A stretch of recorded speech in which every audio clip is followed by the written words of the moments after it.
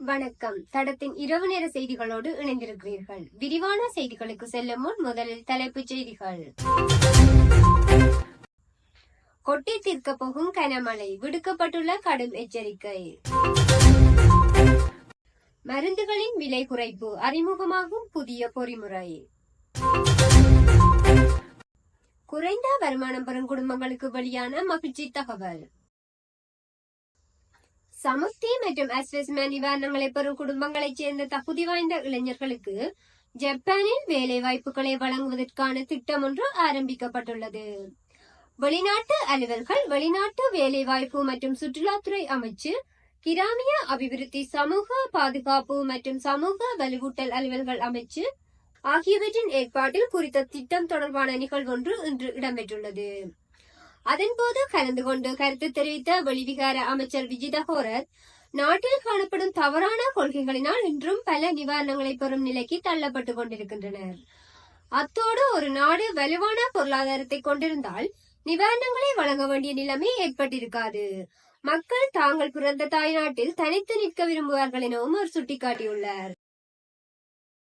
ஊவா மற்றும் தெற்கு மாகாணங்களிலும், அம்பாறை, மட்டக்களப்பு, மாத்தளை மற்றும் நுவரெலியா மாவட்டங்களிலும் பல தடவைகள் மழை பெய்யக்கூடும் என தெரிவிக்கப்பட்டுள்ளது. குறித்த விடயத்தை வளிமண்டலவியல் திணைக்களம் இன்று வெளியிட்டுள்ள அறிக்கையில் தெரிவித்துள்ளது. இதன் அடிப்படையில் வடக்கு மற்றும் வடமத்திய மாகாணங்களிலும், திருகோணமலை மாவட்டத்திலும் சில இடங்களில் மழை பெய்யக்கூடும். மேற்கு மற்றும் சப்ரகமுவ மாகாணங்களிலும், குருநாகல் மாவட்டத்திலும் மாலை அல்லது இரவில் மழை அல்லது இடியுடன் கூடிய மழை பெய்யக்கூடும். சில இடங்களில் 50 மில்லிமீட்டர் வரையிலான ஓரளவு பலத்த மழை பெய்யக்கூடும். மத்திய மலைகளின் கிழக்கு சரிவுகளிலும், வடக்கு, வடமத்திய மற்றும் வடமேற்கு மாகாணங்களிலும், மாத்தளை மாவட்டத்திலும் அவ்வப்போது 30 தொடக்கம் 40 கிலோமீட்டர் வேகத்தில் ஓரளவு பலத்த காற்று வீசக்கூடும் எனவும் தெரிவிக்கப்பட்டுள்ளது.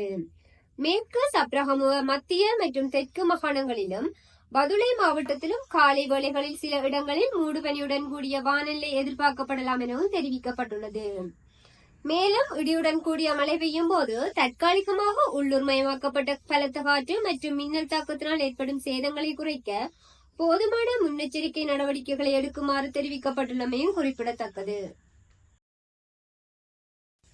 மருந்துகளின் விலையை குறைக்க புதிய விலை கட்டுப்பாட்டு பொறிமுறையை அறிமுகப்படுத்த முடிவு செய்யப்பட்டுள்ளது.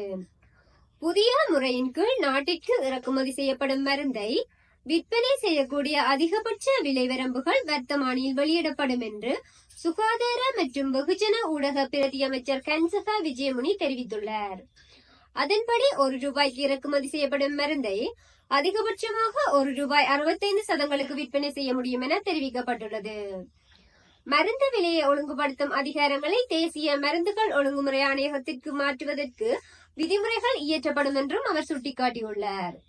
இதன்படி புதிய விதிமுறைகள் விதிக்கப்படுவதனால் மருந்துகளின் விலைகள் துறைமுகத்திலேயே நிர்ணயிக்கப்பட வேண்டும் எனவும் அவர் குறிப்பிட்டுள்ளார். இந்நிலையில் நாட்டுக்கு கொண்டுவரப்படும் ஒவ்வொரு மருந்து பொருளுக்கும் விலை கட்டுப்பாடு மேற்கொள்வதாகவும் அவர் மேலும் தெரிவித்துள்ளார். இதேவேளை குறித்த விடயங்களை முறையாக செயல்படுத்துகின்றதா என ஆராய்வ தேசிய மருந்துகள் ஒழுங்குமுறை ஆணையகத்தின் விலை கட்டுப்பாடு குழுவிற்கு அதிகாரம் வழங்கப்படும் எனவும் அவர் தெரிவித்துள்ளார். இது போன்ற செய்திகளை தெரிந்து கொள்ள தடம் நியூஸ் சேனலை சப்ஸ்கிரைப் செய்து அருகில் உள்ள பெல் பட்டனை கிளிக் செய்யுங்கள். மேலும் இது போன்ற செய்திகளை உடனுக்குடன் தெரிந்து கொள்ள தடம் FM.com என்ற இணையதளத்தின் வாயிலாகவும் எங்களுடன் இணைந்து கொள்ளுங்கள்.